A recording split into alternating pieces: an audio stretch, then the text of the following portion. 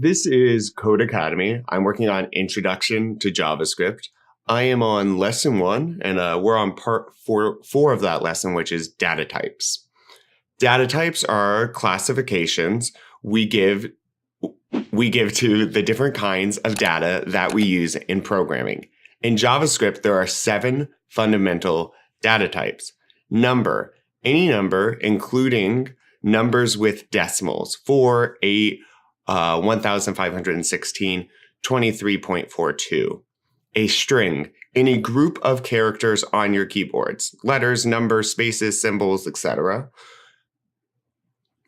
Surrounded by a single or double quotes, though we prefer single quotes. Nice to remember there, some kind of formatting stuff.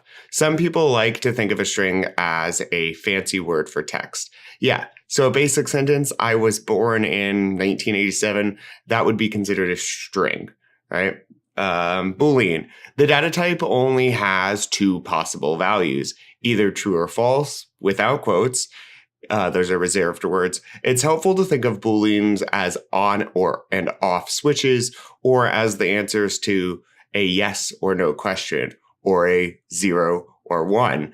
This is kind of the original fundamentals of computers. Null, the data type represents the intentional absence of a value and is represented by the keyword null without quotes. Undefined, this data type is denoted by the keyword undefined without quotes. It also represents the absence of a value, though it has a different use than null, and we'll learn more about that as we move through the course. Symbol, a newer feature to the language. Symbols are unique identifiers, useful in more complex coding. No need to worry about those for now. And then an object, collections of related data. The first 6 of those types are considered primitive data types. They are the most basic data types in the language. Objects are more complex, certainly so. You can build them out into very complex things. And you'll learn more about them as we progress through JavaScript. At first, 7 types may not seem like that many, but soon you'll observe the world opens with possibilities once you start leveraging each one. As you learn more about objects, you'll be able to create complex collections of data. Yes, absolutely, data that is functional and has methods and ways to change it. But before we do so, let's get comfortable with strings and numbers. Exclamation point. We're excited about this. Council.log, location of Codecademy headquarters is 757 Broadway, New York City. Council.log 40. So this should print all that out to the council, as we learned in the previous sections. In the example above, we print a string. Our string isn't just a single word. It includes both capital and lowercase letters, spaces, and punctuation and numerics or numbers. Next, we print number 40. Notice we did not use quotes.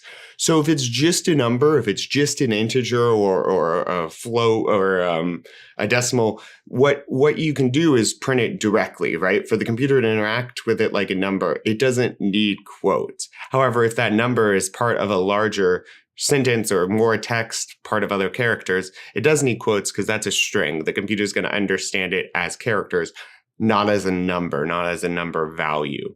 On line 1, log the string JavaScript to the console. Okay, so a string does mean console.log that you need quotes, and Codecademy stated they prefer single quotations, so that's what we'll do. And we're going to put a semicolon because it is the right way to do things. Let's go ahead and test. Looks like that was ultimately successful. It's thinking perfect. Part 2, on line 2, log the number 2011 to the console, okay? And since this is just a number and they state they want it logged as a number, not as a string, we don't, whoops, and I see, look, I'm already messing it up.